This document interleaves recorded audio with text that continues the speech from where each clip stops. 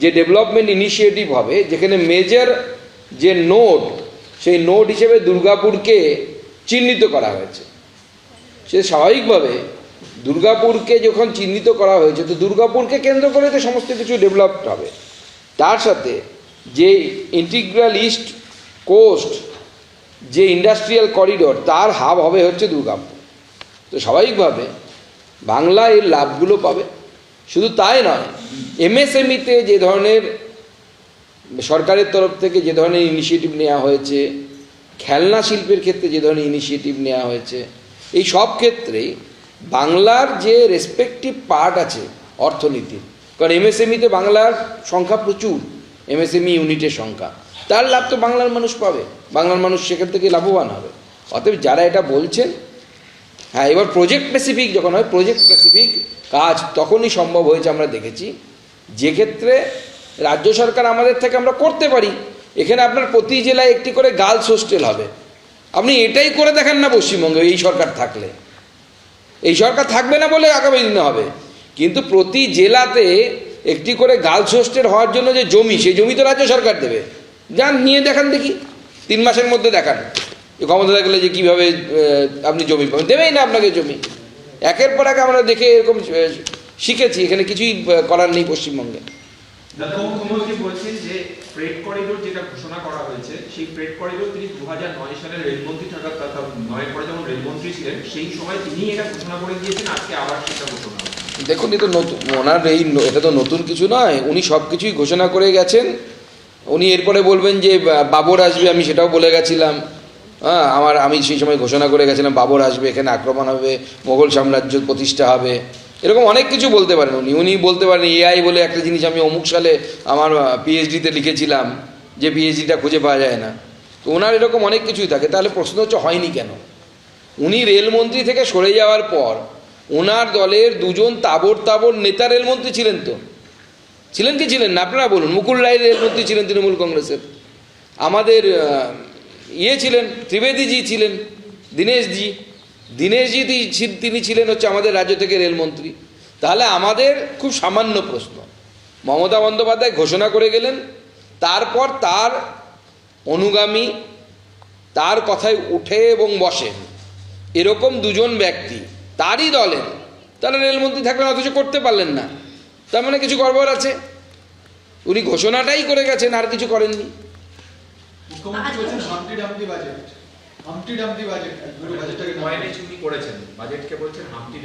দেখুন, ওনাকে কেউ এই নতুন শব্দটা শিখিয়েছেন, সে আজকাল অনেক কিছু বলছেন। হাম্বা বললে পরে লোকে হাসাহাসি করবে, তাই হামটি ডামটি বলেছেন। উনি বাজেটটা কি, ওনাকে বুঝতে গেলে অপেক্ষা করতে হবে ভারতবর্ষের অর্থনীতির মূল যে স্রোত, সেই স্রোতের সাথে এক হতে হবে। ভারতবর্ষের মূল অর্থনৈতিক স্রোতের সাথে বাংলা এই মুহূর্তে নেই।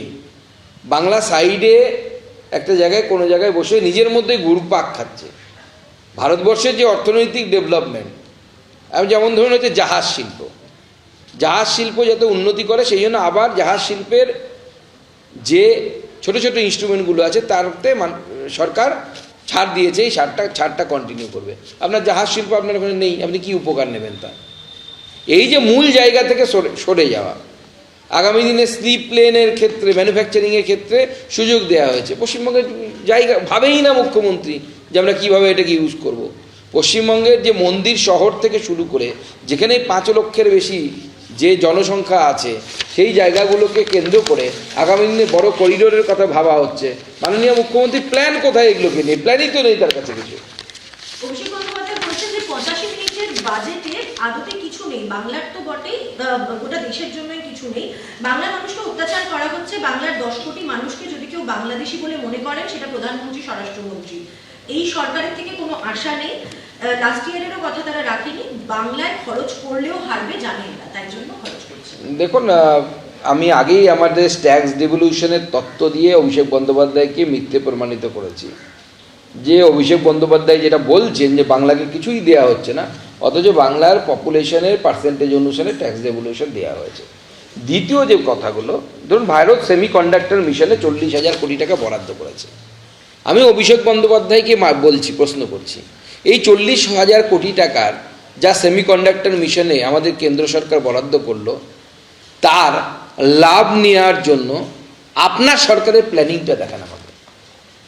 কোনো না কোনো রাজ্য তো নেবে এই 40,000 কোটি টাকার লাভ, একাধিক রাজ্য নেবে, মহারাষ্ট্র নেবে, দক্ষিণের রাজ্যগুলো নেবে, তামিলনাড়ু নেবে, অনেক রাজ্য নেবে, শুধু আমাদের শাসিত রাজ্য নেবে এরকম নয়, উত্তরপ্রদেশ নেবে, প্রত্যেকটি রাজ্য, যেমনকি আসামের মতো রাজ্য তারাও এই ধরনের কাজ করছে, যার মধ্য দিয়ে এআইকে কেন্দ্র করে, সেমিকন্ডাক্টর হাবকে কেন্দ্র করে, আসামে সেমিকন্ডাক্টর হাব টাটা গিয়ে তৈরি করছে। আমার প্রশ্ন অভিষেক বন্দ্যোপাধ্যায়কে, উনি বা ওনার দল কেন, ওনার রাজ্য সরকার কেন এই ধরনের পরিবেশ তৈরি করতে পারছেন না যে পশ্চিমবঙ্গে সেমিকন্ডাক্টর হাবের জন্য টাটা না হোক, অন্য কেউ হোক, অন্য কোনো কোম্পানি হোক, যাদেরকে ওনাদের পছন্দ, লুলু, হুলু, ভুলু, কেউ তো আসবে এখানে, লালুও আসে না, ভুলুও আসে না, টাটা তো ছেড়েই দিন, টাটা তো বিদায় নিয়ে গেছে। তাহলে তো এই 40,000 কোটি টাকার লাভটা বাংলার মানুষের কাছে পৌঁছতো, আপনারা নিতে পারছেন না। পাত্রে মানুষ দান করে, অপাত্রে কেউ দান করে না।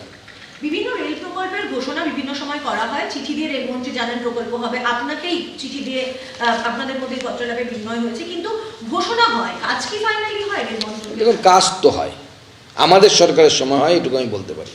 মমতা বন্দ্যোপাধ্যায়ের সময় উল্টো ঘটনা আপনাদেরকে উদাহরণ দিয়ে আমি আমার বক্তব্যে এনেছি।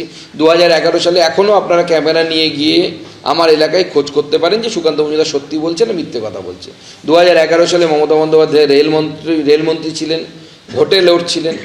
বালুরঘাট হিলি রেল প্রকল্পের যে এলাকা, সেই এলাকায় পাথর ফেলা হয়েছিল, ফিশফেল্ট ফেলা হয়েছিল, এবং লোকের মুখে মুখে প্রচার হয়েছিল যে বালুরঘাট হিলি রেল প্রকল্প হবে। মানুষ ভোটও দিয়েছিল, মমতা বন্দ্যোপাধ্যায় জিতেছিলেন, ওখান থেকে বিধায়ক হিসেবে শঙ্কর চক্রবর্তী জিতেছিলেন। যেই ভোট পার হয়ে গেল, আবার সমস্ত কিছু তুলে ট্রাকে করে নিয়ে যাওয়া হয়েছিল। সেই রেল প্রকল্প এখন নরেন্দ্র মোদী সরকার করছে, সুকান্ত মজুমদার করছে। এবিপি আনন্দ, এগিয়ে থাকে, এগিয়ে রাখে।